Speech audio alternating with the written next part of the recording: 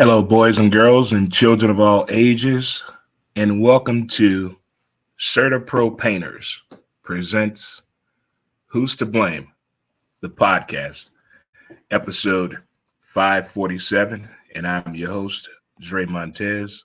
And how's everyone doing on this magnificent, beautiful?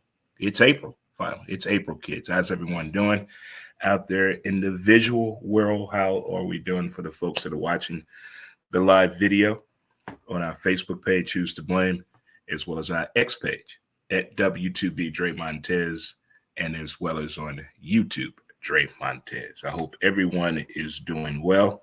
Let's raise the roof. Get some high fives out there. Chest bump it. Hug it on out for the real thing.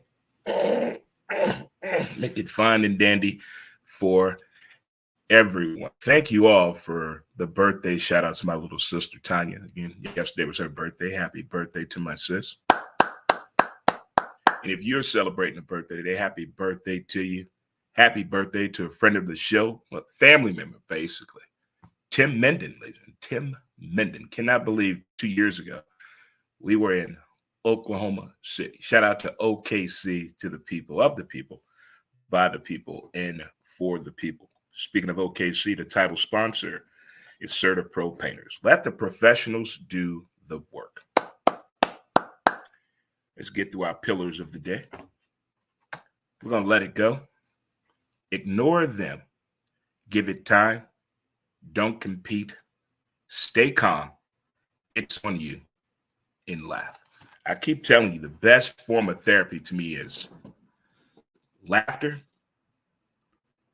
or with the windows open, okay? Bedtime, night of a storm. Look here. That is therapy at its finest, me. That is therapy at its finest for me, for sure. Before we get into the discussion, there was a no-hitter thrown in baseball last night. We're not even 10 games into the season, and I've already seen one network already put up early season odds to win the Cy Young Award. Who's to blame? But last night in this baseball game, this young man threw a no-hitter for the Houston Astros. I know what you're saying. Boo. The hell with him. I feel you on that. But I can't punish this young man for that. What I'm saying here, this young man was signed at 18 years old for $5,000 by the Astros. He took a part-time job at a car wash. There are 9 innings in the baseball game. The most innings this man ever pitched was 6.5. And this man threw a no-hitter, his 8th start in Major League Baseball. Here's a funny thing that happened yesterday on Major League Baseball Central. Well, no, this morning on Major League Baseball Central. D-Row. They were having a conversation about visiting 30 ball clubs in 15 days. And when they got to the Astros camp, the GM was telling them about this young man, saying, hey, we got to talk to somebody. Watching his routine in spring training, they said, hey, he has to get in the rotation. I guess that saying is true. You never know who's watching. So you always got to be ready. So stay ready. Who's to blame? Thought that was interesting for sure. But this is episode 547 of Who's to Blame, the podcast, The Shift. And what I mean by the shift, after a sports season has ended, if you're a football fan, basketball, hockey, golf, whatever, or the championship is over and there's an off season, we all kind of do a rewind on what we saw. What did we see in talent? What did we learn? So I think we're in the rewind moment right now throughout sports. And what I mean by that, here's a couple of words I've heard for the past 6 months here in sports. And I find it very interesting. Gifted, talent, athletic, great sports IQ, pure talent. You put all that together, and when they get in the game moment, you listen to the announcers. You listen to the coaches after the games. You go to social media. You talk to the fans in person through interviews or whatnot. Everybody's talking. Everybody's saying those words right there. From AAU up to college. That's what I'm dealing with right now. From AAU up to college, we keep hearing those words. Keep hearing those words from young athletes to the collegiate level. That's what we keep hearing right now. I'm not talking about the bad press from the parents to the fans that don't know how to behave themselves. Who's to blame? But I'm talking about, let's keep it in between the lines, what we're talking about, the sport. And there's a shift coming. And what I mean about the shift, are we sure that we are educating ourselves on evaluating talent on the progressions from AAU? Stay with me now. Stay with me. From AAU all the way up. Are we sure we're doing it the right way? Are we sure? I'm seeing a shift. The talent wheel is there, but we keep wanting the wheel to move faster. Who's to blame? How many of you went to school with someone? You're about the same age. You went the same grade, but something happened. Something happened. They moved that kid up a grade or maybe 2 grades, unbeknown to you, and you knew about it. Gifted. First time I heard about that word, I was in the 3rd grade. Someone went from 3rd grade to 5th grade. How does that happen? Sometimes it can be a good thing. Sometimes it can be a learning thing. But if you talk to the child, if you talk to the student, if you talk to the athlete, I bet the data and the analytic literature that they get out of this will be much appreciated in the advancement of getting all this data that we have right now from AAU to the collegiate level. With all this amazing, let me say it right now. Let me say it right. Gifted, talent, athletic, high sports IQ, and pure talent. We have to be careful with that. That's a lot of pressure. Every interview we've heard from college football, even some of these high school sports, when they talk to the teams that lose, with highly scouted and recruited players, teams that lose now, they don't perform as well on the individual interviews. You find out they didn't have the best game they had. Team probably still won, but this particular athlete did not have a good thing. Do we have the necessary resources in place to battle that as well? Look how some of the athletes handle the wins and handle the losses. That can be a learning curve as well, too. Not just the peak performance on the court and on the field, not just that data. We should get all of the data in the maturation process from AAU up to the collegiate level. I want to be more appreciative of what we have because the wheel keeps wanting to run faster and faster from the naysayers, the media, the boosters, and us. We are the fans. Sometimes we can see what's coming the way. We've seen the letters of intent. We see all the signs that help our college and university that we root for. And sometimes we wish we could bring that talent a little faster to the collegiate level. In basketball, they can enroll early. In football, baseball, all the sports, they can enroll early now. But at the same time, are we just thinking about ourselves in that moment? Who's to blame? Instead of actually going to the child. Are you sure you want to enroll school early? Because if we keep moving that wheel faster and faster, by the time we get to the pro level, did they have any time to be a child, to be a teenager, to be a young person? Because once you get into the pro leagues, it's all grown business now. And then the first sign things not going right, it's either the team, the front office, the coaches, and the fans. The first thing we say is what, kids? Say it with me. It's okay. They're not ready. Well, if they're not ready, why don't we slow down the process? Enjoy the ingredients that go along with it. And enjoy the preparedness for this meal. Enjoy eating the meal. Let's enjoy the talent pool. About 20 years ago, we were complaining about the one and done rule. We were complaining about fighting the effort to get people to go from high school to the pros. Now the excitement is back in the air from the glory days of the mid 80s and the 90s in collegiate sports, getting more names out there, getting that fan base where it should be a more enjoyable culture and a team to root for, colors to wear. But we keep rushing the wheel and the formation of the wheel. And we all do it because we fall in love and we want to see what's coming next. We want to see what's coming next. It's like we went high school. We dating our girlfriend. She's 16 to 17 years old. She is showing signs that that body is going to be something to see when she's 21 to 25. Stay with me. Why can't we do the same when it comes to the athletic side, the academic side? Why must we always keep it that tunnel vision on rushing the talent? You can't rush food. They tell you to put it on 350 for 45 minutes. That's the way it's prepared. We're trying to put it on 400 and cook it in 20 minutes.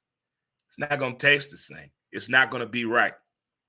And then when you try to go there and fix the mistakes that you made, is it going the way you think it should go? That's another factor to look at. But at the same time, when I hear that word gifted, gifted comes with privilege, meaning you didn't do that by yourself. You need to put some respect on that, meaning someone in that pedigree, that bloodline of yours is responsible for what you're able to do, the way you're able to do it. And if you don't treat that gift the right way, it goes out the window. It's in every motivational speech. It's in every movie that's out there. It's in every principal's office and giving you that teach back moment on learning from your mistakes. That comes up there some kind of way about you being gifted. Don't ruin this opportunity. You've been given a gift. You know what I'm talking about. Then you got the other one. You have talent. Once that talent meets you, it's going to be a great story. We heard Gene Hackman tell Keanu Reeves that in The Replacements. You got heart and talent. I can't wait till both of them meet. It's going to make for a hell of a story one day. You hear it all the time, but what are we going to do with it? Next up is athletic or athleticism. Everybody hears that word, that phrase. What are we going to do with it? How do we put it to use? How do we make it make sense to the student, the individual, the athlete at hand? Who's to blame? Next up, we got great sports IQ. These are more deemed to the people in phrase.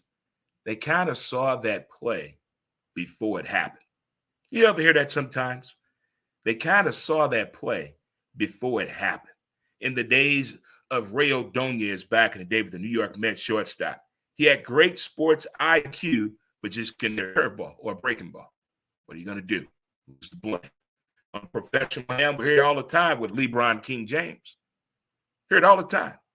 But when you have a great sports IQ, the coaches, and you must come up with a way to put that to good use in the sport that's path that you're on to play. And next up, pure talent. There are some people, they have it all. They're gifted, they're talented, they're athletic, have a great IQ and pure talent, and they're hellified athletic. Some people just say Swiss Army knife of all of that. But to compartmentalize that to a coach and teammates can be hard to do. You ever played with a very good athlete and you know you're not that good? Does it make you belittle yourself, or does it make you step your game up to prove you can compete on this stage just as good as they can as a team, not as an individual, but a team sport? Your teammate is way better than you. Are you going to appreciate that, learn from that, or walk away from that?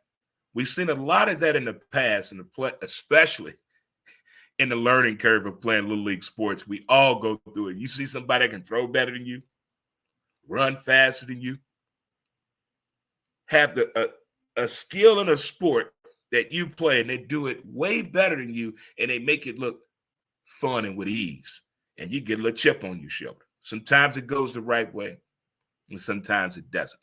But for those are the ones that really latch on to that, hey, I need to see somebody do that. Maybe I can be around that person and learn better. See, people that have that magnetic effect to make everybody around them man up, take heed of teammates like that. Take heed of team. They don't come often. They don't come often. But when they do come along, please take advantage of the situation. Coaches as well, you should do the same. You should do the same. It's not hating. It's not cockiness. Some people just already know how to do something in sports already, and it comes with ease. Let's not hate the game. Let's appreciate what they're bringing to the game. Who's to blame? In the podcast world, things have been getting pretty interesting.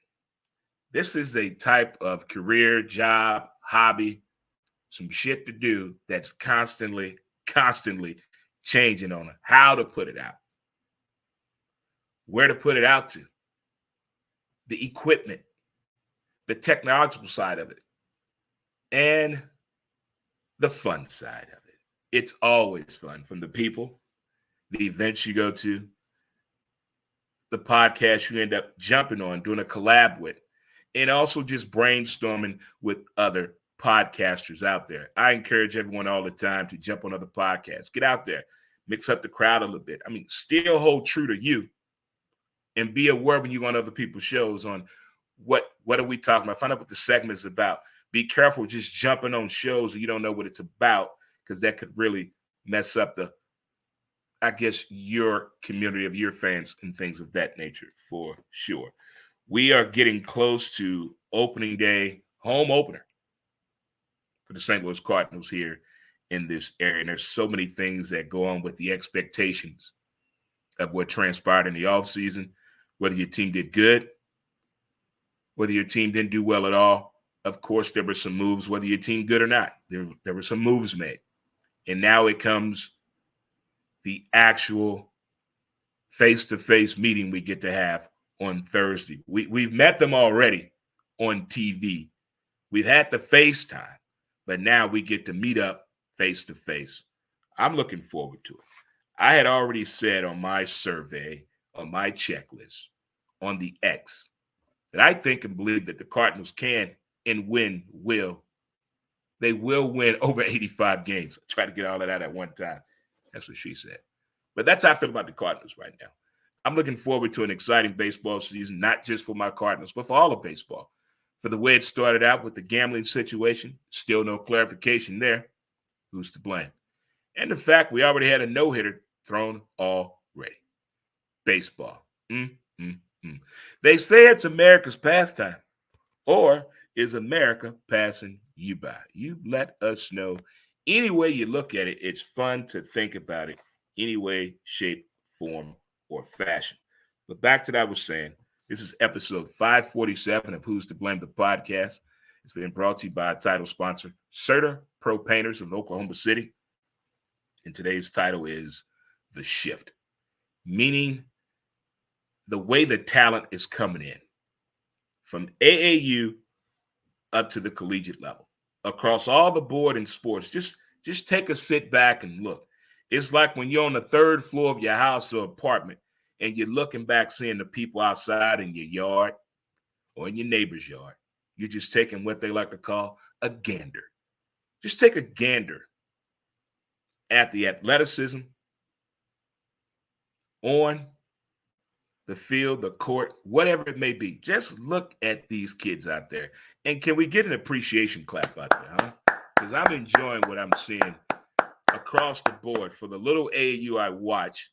But shout out to my good friend, my brother, STL Pressure Coach Pat, and Coach Blue with STL Pressure. Shout out to Woe Son over there doing great things and amazing things. Always doing something for the kids. You know what? We got to do something for the kids. Do something for the kids. Keep the kids in mind. Well, I just wanted to share that with you and just get a a viewpoint and just take a gander. I know we want to push the wheel faster, but sometimes ain't it fun to watch the wheel? Who's to blame? Well, boys and girls, children of all ages, thank you again for watching and listening to another great episode of Who's to Blame, the podcast. Until next time, great people, as they say in the hood, I will holler at you later. Maybe tomorrow, maybe next week. But don't forget to get a chance to listen to Montez at Midday. Debuts Monday through Friday at 12 p.m. Central Standard Time on Facebook, YouTube, and X. Until next time, peace, and I will see you next time.